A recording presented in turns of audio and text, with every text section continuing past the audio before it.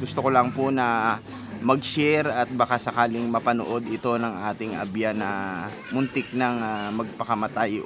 Hello, magandang araw po sa inyong lahat mga abyan. Gusto ko lang pong magbigay ng kunting thought mga abyan sa ating mga abyan na dumaranas kung minsan ng mga problema. Kasi sa buhay natin dito sa mundo mga abyan, hindi may iwasan na minsan nagkakameron tayo ng mga problema, nagigipit tayo, lalo na sa ating mga mahihirap mga abyan.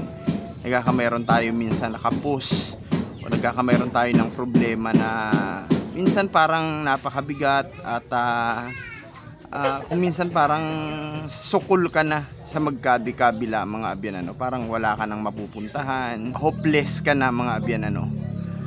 Pero sa mga ganong pagkakataon mga abyan, kagaya po ng ating natutunang aral mga abyan, ay bago tayo lumapit sa kung sino mang ating gustong lapitan ng mga tao, unang-una na nating dapat lapitan ay yung Diyos na makapangyarihan sa lahat. Lumuhod tayo, dumaing tayo sa Diyos, at dapat sincere sa ating mga puso yung ating paghiling, kalakip ang pagpapasalamat sa maraming bagay na kahit tayo gipit tayo ay nakakapagpatuloy sa ating mga buhay at nananatiling may pag-asa sa ating mga puso. Doon natin ipakilala sa Diyos yung ating mga kahilingan at ilagak natin yung ating kabalisahan, yung ating mga isipin, yung ating buong problema sa magagawa ng Panginoong Diyos mga abyan. Kasi kagaya ng may abyan kami dito, nagkamayroon siya ng problema, siguro ang naging solusyon niya ay gusto niyang wakasan yung kanyang buhay. Bagay na napakamali mga abyan, ayon sa katuwiran ng Diyos, ayon sa mga aral na narinig natin at natutunan natin kay kapatid na Eli Soriano at kay kapatid na Daniel Rason, ay napakamali na takasan natin yung problema sa pamamagitan ng pagkitil sa ating sariling buhay mga abyan.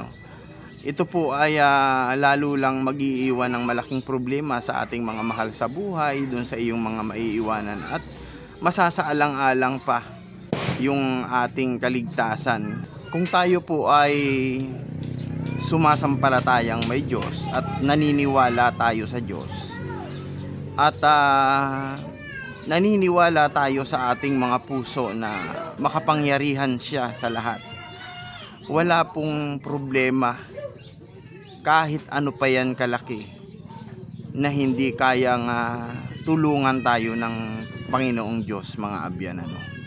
Huwag nating isipin na pag winakasan natin yung ating mga buhay ay tapos na yung ating problema. Haharap po tayo sa paghuhukom, sabi ng banal na kasulatan, sabi sa Biblia, sapagkat kung paanong itinakda sa tao ang mamatay na minsan, pagkatapos nito ay ang paghuhukom. So manatili po tayo na umaasa sa magagawa ng Diyos. Panatilihin natin sa ating mga puso yung pag-asa.